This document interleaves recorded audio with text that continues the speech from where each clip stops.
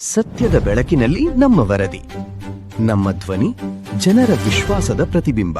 ಮೊಳಕಾಲ್ಮೂರು ತಾಲೂಕಿನ ತಮ್ಮೇನಹಳ್ಳಿ ಗ್ರಾಮದ ವೆಂಕಟೇಶ್ ತಾತ ಸ್ವಾಮೀಜಿಗೆ ಸಂಬಂಧಿಸಿದಂತೆ ಕಳೆದ 2-3 ದಿನಗಳಿಂದ ಸಾಮಾಜಿಕ ಜಾಲತಾಣಗಳಲ್ಲಿ ಹರಿದಾಡುತ್ತಿರುವ ವಿಡಿಯೋ ಹಾಗೂ ಅನೈತಿಕ ಸಂಬಂಧದ ಆರೋಪಗಳ ಕುರಿತು ಸ್ವಾಮೀಜಿ ಹಾಗೂ ಅವರ ಭಕ್ತಾದಿಗಳು ಸ್ಪಷ್ಟನೆ ನೀಡಿದ್ದಾರೆ. ತಮ್ಮೇನಹಳ್ಳಿ ಗ್ರಾಮದ ಶ್ರೀಮಠದಲ್ಲಿ ಪತ್ರಿಕಾಗೋಷ್ಠಿ ನಡೆಸಿ ಮಾತನಾಡಿದ ವೆಂಕಟೇಶ್ ತಾತ ಸ್ವಾಮೀಜಿ, ಸಾಮಾಜಿಕ ಜಾಲತಾಣಗಳಲ್ಲಿ ಹರಿದಾಡುತ್ತಿರುವ ಅನೈತಿಕ ಸಂಬಂಧದ ಆರೋಪಗಳು ಸಂಪೂರ್ಣ ಸತ್ಯಕ್ಕೆ ದೂರವಾಗಿವೆ ಎಂದು ತಿಳಿಸಿದ್ದಾರೆ. ಆಸ್ತಿ ವಿವಾದಕ್ಕೆ ಸಂಬಂಧಿಸಿದ ಗಲಾಟೆಯನ್ನು ಉದ್ದೇಶಪೂರ್ವಕವಾಗಿ ಅನೈತಿಕ ಸಂಬಂಧದ ವಿಚಾರವೆಂದು ತಿರುಚಿ ಪ್ರಚಾರ ಮಾಡಲಾಗಿದೆ ಎಂದು ಅವರು ಆರೋಪಿಸಿದ್ದಾರೆ.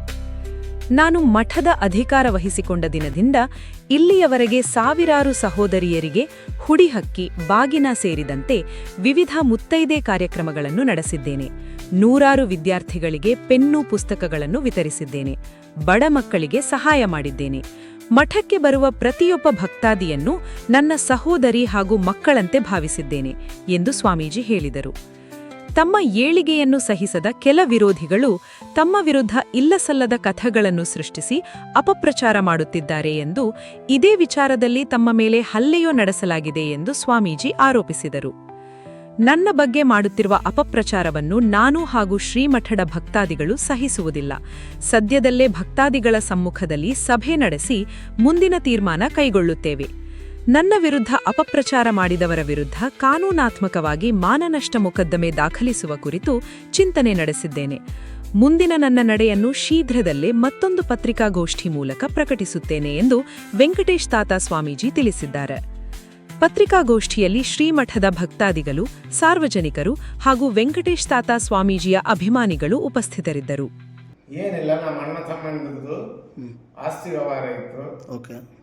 ಆಸ್ತಿ ವ್ಯವಹಾರ ಇರೋದ್ರಿಂದ ನಾವು ಆಸ್ತಿ ಮಾಡಿಸ್ಕೊಟ್ಟಿಲ್ಲ. ಮಾಡಿಸ್ಕೊಡ್ತಿದ್ಕ ಅವರು ನಮ್ಮ ಫ್ಯಾಮಿಲಿ ಅವರು ಬಂದು ನನ್ನ ಎತ್ತಕೊಂಡು ಹೋಗಿ ಟೋಲ್ ಗೇಟ್ ಹತ್ರ ಎತ್ತಕೊಂಡು ಹೋಗಿ ನನ್ನ ಸೈನ್ ಮಾಡಂತ ಬಲವಂತ ಮಾಡಿದೆ. ಬಲವಂತ ಮಾಡಿ ನನ್ನ 1 ತಾಸು 2 ತಾಸು ಕಾರ್ನಲ್ಲಿ ಇಟ್ಕೊಂಡು ಆಮೇಲೆ ನನ್ನ ಬಿಟ್ಬಿಟ್ಟು. ಏನು ಈಗ ಸ್ವಾಮಿ, ಈಗ ಬೇರೆ ಚಾನಲ್ಗಳೆಲ್ಲ ಅಕ್ರಮ ಸಂಬಂಧ ಹೊಂದಿದ್ದಾರೆ ಅಂತೇಳಿ ಚಾನಲ್ನಲ್ಲಿ ಸುದ್ದಿ ಬರ್ತಿದ್ದಾವೆ. ಇದ್ರ ಬಗ್ಗೆ ನೀವೇನು ಹೇಳ್ತೀರಿ? ಮತ್ತೆ ಯಾರ ಕಿಡಿಗೇಡಿಗಳು ಈ ಥರ ಮಾಡಿದ್ದಾರೆ, ಯಾರು ಅಕ್ರಮ ಸಂಬಂಧ ಅಂತ ಹೇಳ್ತಿದಾರಲ್ಲ ಅವ್ರನ್ನ ಪ್ರೂಫ್ ಮಾಡಲಿ, ನಾವು ಫೇಸ್ ಮಾಡ್ತೀವಿ. ಎಲ್ಲಿಂದ ನಿಮ್ಮನ್ನ ಎತ್ತಕೊಂಡು ಹೋಗಿದ್ದು ಸ್ವಾಮಿ? ಸರ್, ಇಲ್ಲಿ ಸೋಮಕೇರಿ ಅಂತ ಗ್ರಾಮ ಇದೆ. ಸೋಮಕೇರಿ ತಲ್ಲಿ ಆಂಜನೇಯ ಸ್ವಾಮಿ ಮಠ ಕಟ್ಟಿದ್ದೀನಿ. ಸಾಯಂಕಾಲ 6:40 ಟೈಮು. 6:40 ಟೈಮ್ದಲ್ಲಿ ಫಸ್ಟಿಗೆ 2 ಬಂದರು, ಆಮೇಲೆ 10 ಜನ ಬಂದರು. 10 ಜನ ಅವ್ರ ಫ್ಯಾಮಿಲಿನೇ. ಅವರೆಲ್ಲ ಯಾರು, ನಿಮ್ಮ ಸಂಬಂಧಿಕರ ಅಥವಾ ಹೊರಗಿನವರ?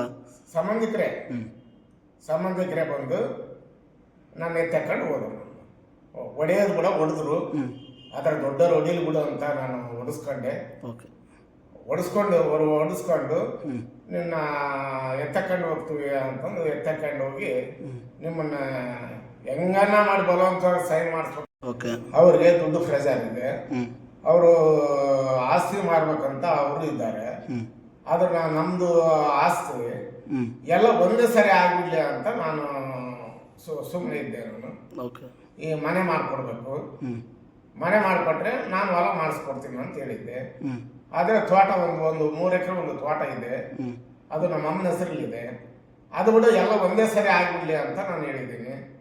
ಅದಕ್ಕೆ ಈ ವಿಚಾರನ ಕಿಡಿಗೇಡಿಗಳು 1ಕ್ಕೆ 10 ಜೋಡಿಸಿ, ಇದು 1ನೇ ತಾರೀಕು ಜರುಗಿರೋ ವಿಚಾರ. ಇದು 1ನೇ ತಾರೀಕು ಜರುಗಿರೋ ವಿಚಾರ. ಆಗಸ್ಟ್ 15 ಆದ್ರೂ ನಾವು ಒಬ್ಬರ ಮೇಲೆ ಒಬ್ಬರು ಕಂಪ್ಲೇಂಟ್ ಕೊಟ್ಕೊಂಡಿಲ್ಲ, ಅವರು ಕಂಪ್ಲೇಂಟ್ ಕೊಟ್ಟಿಲ್ಲ, ನಾವು ಕಂಪ್ಲೇಂಟ್ ಕೊಟ್ಟಿದ್ದಲ್ಲ. ಫ್ಯಾಮಿಲಿ ಇದಲ್ಲ, ಫ್ಯಾಮಿಲಿ. ಈಗ ಅವರು ನಾಳೆ ಅವರು ದೊಡ್ಡವರು ಇದ್ರೆ ನಮ್ಮನೇನು ಸುಮ್ತೇನು ಏನು ಕಡಿಮೆ ಆಗಲ್ಲ. ಸುಮ್ಮನೆ ಇಲ್ಲದ್ದು ಸಲ್ಲದ್ದು ಅಕ್ರಮ ಸಂಬಂಧ, ಆ ಸಂಬಂಧ, ಈ ಸಂಬಂಧ ಅಂತಂದು ಹೇಳ್ತಾ ಇದ್ದಾರೆ. ಇದಕ್ಕೆ ಯಾರಾದರೂ ಪ್ರೂವ್ ಮಾಡಿದರೆ ನಾವು ಅದಕ್ಕೆ ಫೇಸ್ ಮಾಡೋಕ್ಕೆ ರೆಡಿ ಇದ್ದೀವಿ.